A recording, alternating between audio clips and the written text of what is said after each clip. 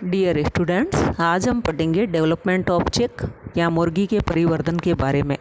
मुर्गी का अंडा पॉलीलेसिथल एंड टीलोलेसिथल टाइप का होता है, यानी कि अतिपीतकी और गोलार्धपीतकी प्रकार का होता है। इसमें एक्टिव साइटोप्लाज्म या सक्रिय कोशिका द्रव्य एनिमल पोल पर एक डिस्क के रूप में उपस्थित होता है, जिसको ब्लास्टोडेस्क या जर्मिनल डिस्क कहते हैं। इसमें इंटरनल फर्टिलाइजेशन पाया जाता है, जो कि ओविडक्ट के इस्थमस भाग में होता है। इसमें दो प्रकार का योग पाया जाता है, वाइट योग एंड येलो योग। ब्लास्टोडेस्क के नीचे फ्लास्क के आकार की संरचना पाई जाती है, जिसको लेटिब्रा कहते हैं, और लेटिब्रा के ऊपरी भाग में न्यूक्लियस ऑफ पेंडर उपस्थित होता है। लेटिब्रा के चारों तरफ वाइट एंड येलो योग संकेंद्रित वलियों के रूप में अल्टरनेट ऑर्डर में उपस्थित होता है। विटेलाइन मेम्ब्रेन जोना रेडिएटा का मॉडिफाइड फॉर्म है। इसकी उत्पत्ति दोहरे प्रकार की होती है। इसकी आंतरिक परत ओवेरी से या अंडाशय से बनती है, और इसकी बाहरी परत फैलोपियन ट्यूब के अग्रभाग के द्वारा निर्मित होती है। योग का अधिकांश भाग तरल रूप में होता है, जिसमें से 23% योग स्पीयर के रूप में या पीतक गोलार्ध के रूप में पाया जाता है। रासायनिक रूप से योग में 48.7% पार्ट जल होता है, 32.6% लिपिड एंड फॉस्फोलिपिड होता है, 16.6% प्रोटीन होता है, 1% कार्बोहाइड्रेट होता है एंड 1.1% अदर्स होते हैं, जिसमें कि vitamin A, B, C, D and E पाया जाता है। एल्बुमिन रासायनिक रूप से इसमें 85% वाटर होता है एंड 15% प्रोटीन उपस्थित होता है। एल्बुमिन की आउटर लेयर जो है, बाहरी परत, उसमें जल की मात्रा अधिक होने के कारण पतला होता है, जिसको थिन एल्बुमिन कहते हैं, और इसका निर्माण इस्थमस से होता है, और इसको वाइट ऑफ एग भी कहते हैं। इसकी आंतरिक परत जो है, उसमें जल की मात्रा कम होने के कारण अत्यधिक गाढ़ा होता है, और इसको थिक एल्बुमिन कहते हैं, और इसको कैलेजिफेरस लेयर कहते हैं।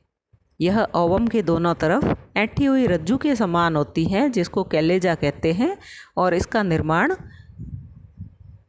ओविडक्ट के मैग्नम वाले भाग से होता है। कैलेजा ओवम को केंद्रीय स्थिति में बनाए रखता है। एल्बुमिन परिवर्तित हो रहे भ्रूण को पोषण प्रदान करने का काम करता है, और यह भ्रूण की यांत्रिक और रासायनिक आघातों से रक्षा करता है। सेल मेम्ब्रेन या कवच झिल्ली, यह एल्बुमिन के बाहर की तरफ उपस्थित होती है और केराटिन फाइबर्स या केराटिन तंतुओं से बनी हुई होती है। इसमें दो झिल्लियाँ उपस्थित होती है, जिनके बीच में अंडे के चौड़े वाले भाग में एयर स्पेस उपस्थित होता है, जैसा कि डायग्राम में बताया गया है। यह हेंस एग है, और इसका डायामीटर 3 सेंटीमीटर होता है। इसमें सबसे बाहर की तरफ कैल्शियम कार्बोनेट का कवच है। इसके अंदर की तरफ दो सेल मेम्ब्रेन्स उपस्थित है, जिसमें कि चौड़े वाले भाग में एयर स्पेस दिखाया गया है। शेष भाग में ये दोनों सेल मेम्ब्रेन्स आपस में एक दूसरे के संपर्क में रहती हैं। इसके बीच वाले भाग में सक्रिय कोशिका द्रव्य उपस्थित है, और इस वाले भाग में यह ब्लास्टोडेस्क के रूप में उपस्थित है। इसमें बाहर की तरफ विटेलाइन मेम्ब्रेन उपस्थित है, और विटेलाइन मेम्ब्रेन के दोनों तरफ बाहर कैलेजा उपस्थित है, और बाहर की तरफ इसमें एल्बुमिन उपस्थित है, और यहाँ पर योग जो है, येलो योग एंड वाइट योग कॉन्सेंट्रिक रिंग्स के रूप में उपस्थित है।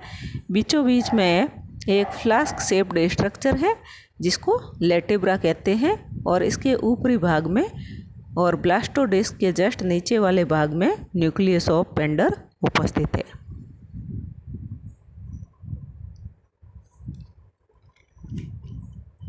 सेल या कवच, इसका सेल या कवच कैल्शियम कार्बोनेट का बना हुआ होता है जिसमें कि लगभग 7000 छिद्र उपस्थित होते हैं जो कि प्रोटीन के समान कोलेजन से भरे हुए होते हैं। इन छिद्रों का कार्य बाह्य वातावरण और भ्रूण के बीच में ऑक्सीजन और कार्बन डाइऑक्साइड के विनिमय का होता है और यह कवच अंडे की सुरक्षा करता है। ऐसे अंडे जिनमें कवच पाया जाता है उनको क्लेडोइक एग्स या कवचधारी अंडे कहते हैं। कैल्शियम कार्बोनेट का सेल जो है भ्रूणीय अवस्था में, पश्च भ्रूणीय अवस्थाओं में इसमें से कैल्शियम कार्बोनेट जो है वो अलग होकर के भ्रूण की बोन फॉर्मेशन में मदद करता है। एल्बुमिन परिवर्तित हो रहे भ्रूण को प्रोटीन, जल और खनिज लवण प्रदान करने का कार्य करता है। योक और एल्बुमिन एंजाइम्स, विटामिन और पिगमेंट सप्लाई करने का कार्य करते हैं। नेक्स्ट है क्लीवेज एंड ब्लेस्टुलेशन। क्योंकि मुर्गी का अंडा अति पीतकी और गोलार्ध पीतकी प्रकार का होता है इसलिए इसमें विदलन अंशभंजी और डिस्क के रूप में पाया जाता है, यानी कि सक्रिय कोशिका द्रव्य जो कि डिस्क के रूप में है। विदलन खांच केवल उसी भाग को विभाजित करने का कार्य करती है। एग लेइंग के समय एम्ब्रियो ब्लास्टुला अवस्था में उपस्थित होता है। इसमें फर्स्ट क्लीवेज जो है फर्टिलाइजेशन के 3 घंटे के बाद में शुरू होती है। जैसा कि डायग्राम में बताया गया है, फर्स्ट क्लीवेज जो है यह केवल ऊपरी खांच के रूप में दिखाई देती है। यह न्यूक्लियस वाले भाग को तो विभाजित करती है लेकिन कोशिका द्रव्य वाला भाग विभाजित नहीं हो पाता है। फर्स्ट क्लीवेज मेरिडायोनल प्रकार का, रेखांशित प्रकार का होता है। इसके बाद में सेकंड क्लीवेज भी रेखांशित प्रकार का होता है लेकिन यह फर्स्ट क्लीवेज खांच के समकोण पर उपस्थित होता है। थर्ड क्लीवेज इसमें वर्टिकल होता है और यह दोहरे प्रकार का होता है। फोर्थ जो है क्लीवेज खांच, ये कॉन्सेंट्रिक रिंग के या सर्कमटेंशियल रिंग के रूप में होता है, संकेंद्रित वलय के रूप में होता है। इसके फलस्वरूप 8 कोशिकाएं अंदर की तरफ और 8 कोशिकाएं बाहर की तरफ बनती है। तो 8 कोशिकाएं जो छोटे आकार की हैं अंदर की तरफ बनी हैं उनको सेंट्रल सेल्स कहते हैं और 8 बड़े आकार की कोशिकाएं जो कि बाहर की तरफ बनी हैं इनको पेरिफेरल या मार्जिनल सेल्स कहते हैं, यानी परिधीय कोशिकाएं कहते हैं। यहाँ पर इन कोशिकाओं से बनी हुई संरचना को ब्लास्टोडर्म या कोरक चर्म कहते हैं। इसमें बनने वाली कोशिकाओं में जो पेरिब्लास्ट कोशिकाएं जो कि पेरिफेरल पार्ट में या बाह्य भाग में पाई जाती हैं, परिधीय भाग में जो कोशिकाएं पाई जाती हैं उनको पेरिब्लास्ट कहते हैं। और सेंट्रल पार्ट के नीचे की तरफ, केंद्रीय भाग के नीचे की तरफ सब जर्मिनल कैविटी या अध्यजनिक गुहा उपस्थित होती है। नेक्स्ट है फिफ्थ क्लीवेज जो है वो भी वर्टिकल टाइप की होती है और डबल टाइप की होती है। इसके बाद के यानी कि फिफ्थ क्लीवेज के बाद में विदलन इर्रेगुलर या अनियमित होना शुरू हो जाता है। ब्लास्टोडिस्क के केंद्रीय भाग की कोशिकाएं द्विपरतीय हो जाती हैं। इसके बाद में आगे होने वाले विभाजन अनियमित होते हैं, यानी कि विभाजित होने वाली कोशिकाएं जो हैं वो अलग अलग समय में विभाजित होती हैं। इस कारण से यहाँ पर 2 प्रकार की कोशिकाएं बनती हैं, छोटे आकार की बीच वाली कोशिकाएं जिनको सेंट्रल सेल्स कहते हैं और बड़े आकार की परिधीय कोशिकाएं जिनको मार्जिनल सेल्स कहते हैं। 10 से 11 घंटे के बाद में ट्रू ब्लास्टोडर्म का निर्माण होता है। डिस्क का केंद्रीय भाग कंपैरेटिवली ट्रांसपेरेंट होता है, पारदर्शी होता है। इसको एरिया पेल्यूसिडा कहते हैं। यहाँ पर अधोजननिक गुहा उपस्थित होती है। ब्लास्टोडर्म का मार्जिनल पार्ट जो है, इसका परिधीय भाग जो है वो नॉन ट्रांसपेरेंट होता है, अपारदर्शक होता है। इसको एरिया ओपेका कहते हैं। और यहाँ की जो मार्जिनल सेल्स होती हैं, परिधीय कोशिकाएं होती हैं, वो पीतक के संपर्क में होती है। हाइपोब्लास्ट सेंट्रल सेल्स जो हैं, केंद्रीय कोशिकाएं जो हैं, वो विभाजित होकर के, विदलित होकर के सब जर्मिनल कैविटी या अधजननिक गुहा के फर्श पर जाकर के व्यवस्थित हो जाती है। और अब ऊपरी कोशिकाओं की परत को एपीब्लास्ट कहते हैं। एपीब्लास्ट मीजोडर्म, एंडोडर्म और नोटोकॉर्ड का निर्माण करने वाली कोशिकाओं से बनी होती है। इस चित्र में बताया गया है नेक्स्ट डायग्राम में, यहाँ पर ये कोशिकाएं ऊपर की तरफ ब्लास्टोडिस्क में ऊपर की तरफ क्लीवेज फरो बनना शुरू होती है। इसके जस्ट नीचे न्यूक्लियस ऑफ पेंडर की लोकेशन बताई गई है। ऊपर की तरफ क्लीवेज फरो के द्वारा यहाँ पर कोशिका द्रव्य विभाजित होकर के कई सारी कोशिकाएं बनाता है और इनके बीच में एक कैविटी बनना शुरू होती है जिसको प्राइमरी ब्लास्टोसील कहते हैं। ऊपर की कोशिकाओं की परत को ब्लास्टोडर्म कहते हैं या कोरक चर्म कहते हैं।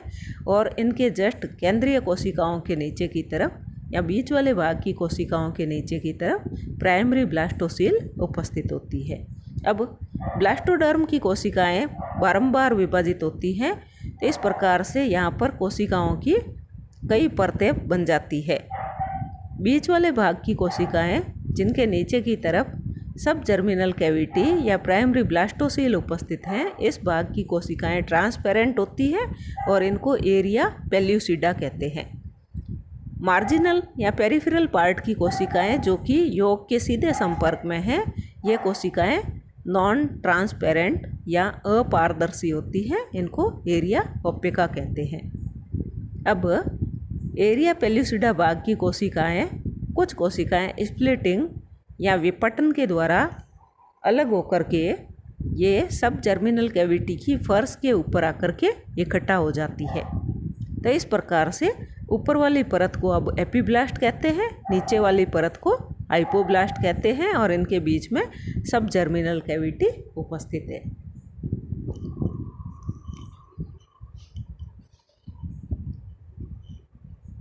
हाइपोब्लास्ट की मार्जिनल सेल्स का निचला भाग जो है वो एंडोडर्म का निर्माण करता है। ब्लास्टुला को डिस्कोब्लास्टुला कहते हैं। ब्लास्टोसील कैविटी जो है वो एपीब्लास्ट और हाइपोब्लास्ट के बीच में स्थित होती है। नेक्स्ट है फैट मैप ऑफ डिस्कोब्लास्टुला। इसका जो बिंब कोरक है उसका संभावित आरेख। इसके संभावित आरेख में विभिन्न निर्माणकारी क्षेत्र जो हैं उनको जब ग्राफ के द्वारा रिप्रेजेंट किया जाता है तो इसको फैट मैप या संभावित आरेख कहते हैं। Fate map is located in area pellucida region. इसका संभावित आरेख एरिया पेल्यूसिडा वाले भाग में स्थित होता है। एरिया ओपेका के द्वारा एक्स्ट्रा एम्ब्रियोनिक मेम्ब्रेन्स या अतिरिक्त भ्रूणीय झिल्लियों का निर्माण किया जाता है और एपीब्लास्ट में एक्टोडर्म, मीजोडर्म और एंडोडर्म कोशिकाएं उपस्थित होती है। हाइपोब्लास्ट से सिर्फ एंडोडर्म कोशिकाएं ही उपस्थित होती है। जैसा कि नेक्स्ट डायग्राम में बताया गया है, इसके फैट मैप के बारे में, इसके संभावित आरेख के बारे में बताया गया है। यहाँ पर इसके संभावित आरेख में करीबन एपीब्लास्ट का 2/3 जो एंटीरियर पार्ट है वो इसके संभावी एक्टोडर्म का बना हुआ होता है।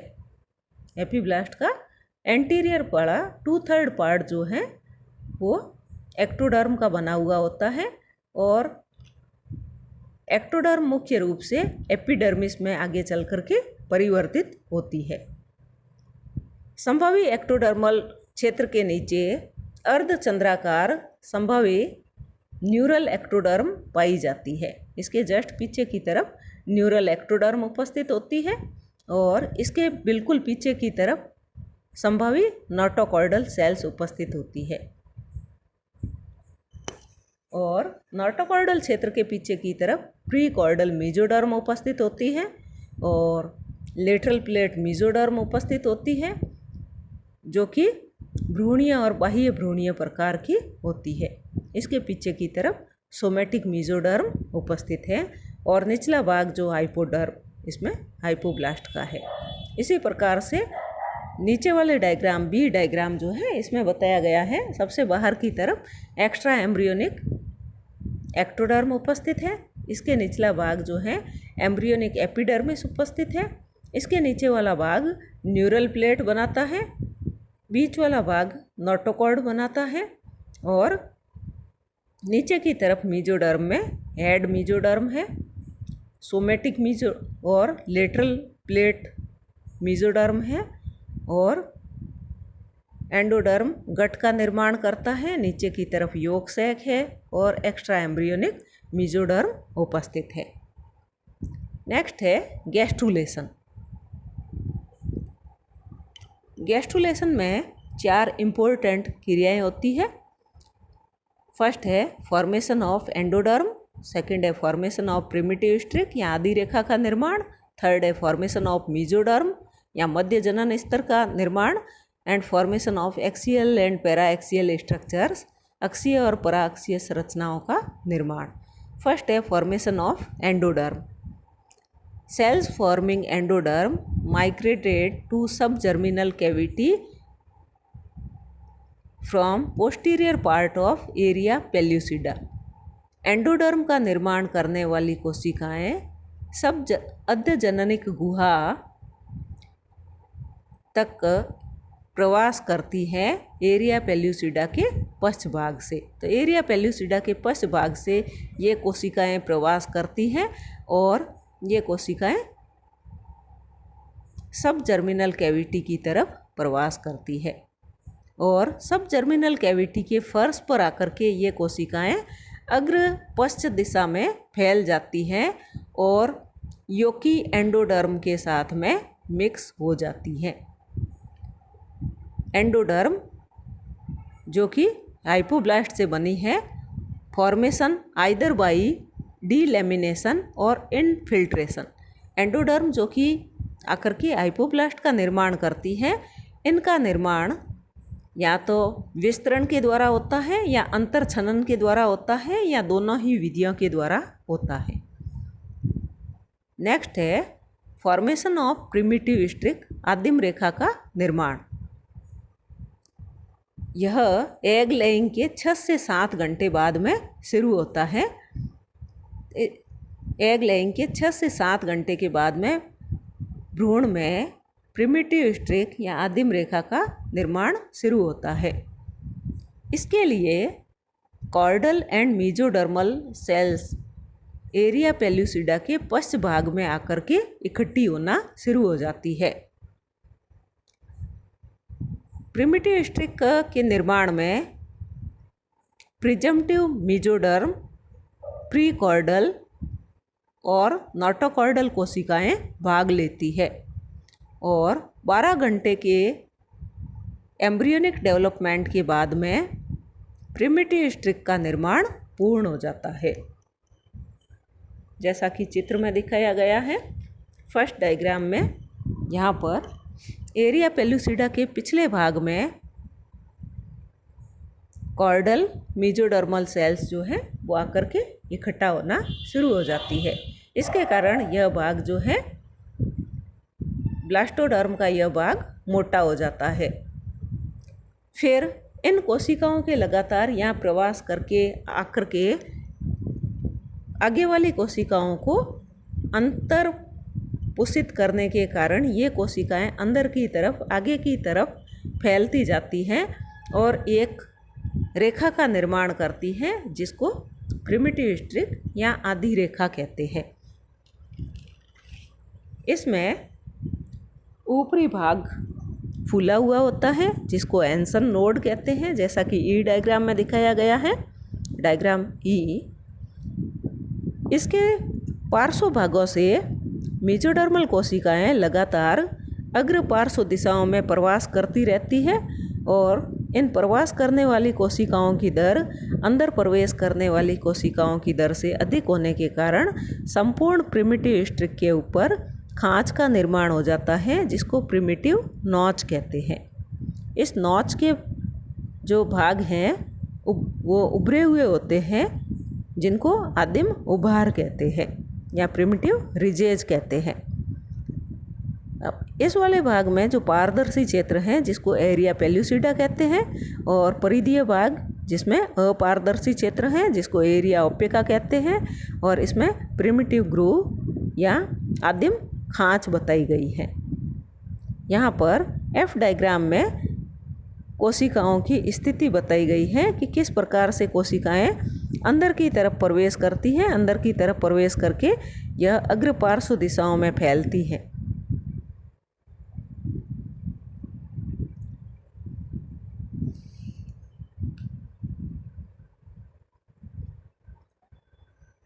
तो ब्लास्टोडर्म से कोशिकाओं का मूवमेंट होता है प्रिमिटिव स्ट्रिक का निर्माण करने के लिए। इस प्रकार के मूवमेंट को, इस प्रकार की गति को प्री गैस्ट्रुलर मूवमेंट कहते हैं। पूर्व गैस्ट्रुला गतिविधि या प्री गैस्ट्रुलर मूवमेंट कहते हैं। यहाँ पर मेसोडर्मल सेल्स जो हैं वो एंटीरियो लेटरल यानी अग्र पार्श्व दिशाओं में फैलती हैं प्रिमिटिव स्ट्रिक से और यहाँ पर इन मेसोडर्मल कोशिकाओं के स्प्रेडिंग की रेट जो है वो इन कोशिकाओं के आकर के प्रिमिटिव स्ट्रिक के साथ में अभिसरित होने की दर से ज़्यादा होती है। इस कारण से पूरी प्रिमिटिव स्ट्रिक की लंबाई में खांच का निर्माण हो जाता है जिसको प्रिमिटिव नॉच कहते हैं। प्रिमिटिव नॉच का मार्जिनल पार्ट जो है वो रिज्ड होता है जिसको प्रिमिटिव रिज कहते हैं या आदिम उभार कहते हैं। प्रिमिटिव स्ट्रिक का हेड कुछ फूला हुआ होता है जिसको एंसन नोड कहते हैं। नेक्स्ट है तीसरी reaction, formation of mesoderm, mesoderm का निर्माण।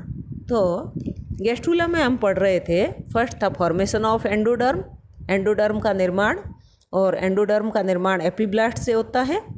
सेकंड था फॉर्मेशन ऑफ प्रिमिटिव स्ट्रिक, आदिम रेखा का निर्माण। तो आदिम रेखा के निर्माण में कॉर्डल एंड मेसोडर्मल सेल्स जो हैं वो भाग लेती है। नेक्स्ट है फॉर्मेशन ऑफ मेसोडर्म। जैसे जैसे प्रिमिटिव स्ट्रिक की लंबाई बढ़ती है वैसे वैसे कुछ एपिब्लास्ट की कोशिकाएं जो हैं एपिब्लास्ट और हाइपोब्लास्ट के बीच में फैल करके पार्श्व दिशाओं में फैल करके अग्र पार्श्व दिशाओं में फैलती है और मेसोडर्म का निर्माण करती है। मेसोडर्म का निर्माण करने वाली कोशिकाएं अग्र पार्श्व दिशाओं में फैलती हैं और मेसोडर्म के निर्माण के बाद में एपिब्लास्ट को एक्टोडर्म कहते हैं। इस प्रकार से मेसोडर्म का निर्माण इनफिल्ट्रेशन या अंतर्छनन के द्वारा होता है, जैसा कि नेक्स्ट डायग्राम में बताया गया है। ऊपर वाला परत एपिब्लास्ट है, नीचे वाली परत हाइपोब्लास्ट है। यहाँ पर प्रिमिटिव ग्रूव का जो है प्रिमिटिव स्ट्रिक है, प्रिमिटिव ग्रूव का निर्माण होता है। एपिब्लास्ट से ये कोशिकाएं अंदर की तरफ प्रवेश करती हैं और एपिब्लास्ट और हाइपोब्लास्ट के बीच में अग्र पार्श्व दिशाओं में फैलती है और आगे चल कर के यह मेसोडर्म का निर्माण करती हैं। जब ये कोशिकाएं मेसोडर्म का निर्माण कर देती हैं तो एपिब्लास्ट को एक्टोडर्म कहते हैं। फोर्थ है फॉर्मेशन ऑफ एक्सियल स्केलेटन, पराअक्षीय या अक्षीय संरचनाओं का निर्माण। Prechordal and chordal cells जो है यह एंसन नोड पर आकर के अभिसरित होती हैं या इकट्ठी होती हैं। एंसन नोड के केंद्रीय भाग में एक कीपाकार जो है गड्ढे नुमा संरचना उपस्थित होती है, जिसको प्रिमिटिव पिट कहते हैं या आदिम गर्त कहते हैं। यह आदिम गर्त जो है प्रिमिटिव ग्रूव के साथ में, आदिम खांच के साथ में सतत संपर्क में रहता है। प्री कॉर्डल और कॉर्डल कोशिकाएं जो है यहाँ आकर के अंदर की तरफ इनको धकेला जाता है, जिससे कि यह कोशिकाएं आदिम गर्त से होते हुए आगे की तरफ प्रसरित होती हैं। नोटोकॉर्डल सेल्स जो हैं वो भी ऐसा ही करती हैं और आगे चल कर के इनके द्वारा शीर्ष प्रवर्ध का निर्माण किया जाता है। शीर्ष प्रवर्ध के आगे वाले भाग में प्री कॉर्डल कोशिकाएं पाई जाती हैं और इसके पिछले भाग में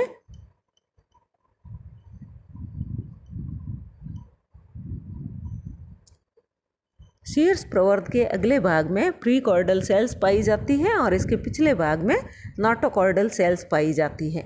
इस प्रकार से नोटोकॉर्ड जो है हाइपोब्लास्ट से अलग हो जाती है। केवल एक छोटे से भाग के द्वारा यह हाइपोब्लास्ट के साथ में जुड़ी हुई रहती है। जैसा कि डायग्राम में बताया गया है, यहाँ पर ऊपर वाली कोशिकाएं जो है जो कि एपिब्लास्ट है, नीचे वाली हाइपोब्लास्ट की कोशिकाएं हैं जो कि एंडोडर्म का निर्माण करती हैं। ऊपर वाली कोशिकाएं एपिब्लास्ट हैं जो कि एक्टोडर्म का निर्माण करती हैं। एक्टोडर्म के बीच वाली जो कोशिकाएं हैं, परत हैं, एक्टोडर्म का बीच वाला भाग जो है, यहाँ की कोशिकाएं कई सारी परतों का निर्माण करती हैं, जिसको न्यूरल एक्टोडर्म कहते हैं। इसके जस्ट नीचे की तरफ नोटोकॉर्ड स्थित है और ये कोशिकाएं न्यूरल ग्रूव का निर्माण करती हैं, तंत्रिकीय खांच का निर्माण करती हैं। नोटोकॉर्ड के दोनों की तरफ जो है मेसोडर्म उपस्थित है। इसमें ऊपर वाली जो कि एक्टोडर्म के संपर्क में है, इसको सोमेटिक मेसोडर्म कहते हैं और मेसोडर्म का निचला भाग जो कि एंडोडर्म के संपर्क में है, इसको स्प्लेंचिक मेसोडर्म कहते हैं। और सोमेटिक मेसोडर्म और स्प्लेंचिक मेसोडर्म के बीच में सीलोम या देह गुहा स्थित है। इसी प्रकार मेसोडर्म की दोनों परतों के बीच में सब जर्मिनल कैविटी या अधजननिक गुहा उपस्थित है। नेक्स्ट है डिसअपियरेंस ऑफ प्रिमिटिव स्ट्रिक, आदिम रेखा का विलोपन। आदिम रेखा जो है वो अस्थायी होती है और नोटोकॉर्ड, एंडोडर्म और मेसोडर्मल सेल्स अंदर की तरफ प्रवास करती है और इनके प्रवास करने के बाद में आदिम रेखा का विलोपन शुरू हो जाता है। इसकी मैक्सिमम लेंथ जो है चिक में 1.88 मिलीमीटर इनिशियली होती हैं, प्रारंभिक होती हैं। इसका डीजनरेशन इसके एंटीरियर पार्ट से पोस्टीरियर पार्ट की तरफ होता है और इसका अवशेष जो है वो, इसका कुछ भाग जो है वो क्लोएका रीजन में मिक्स हो जाता है या मिश्रित हो जाता है। यहाँ पर एंसन नोड को प्राइमरी ऑर्गेनाइजर कहते हैं, प्राथमिक संगठक कहते हैं और इसको फ्रॉग के ब्लास्टुला के डोर्सल लेप या पृष्ठ ओष्ठ के समकक्ष माना जाता है। थैंक्स।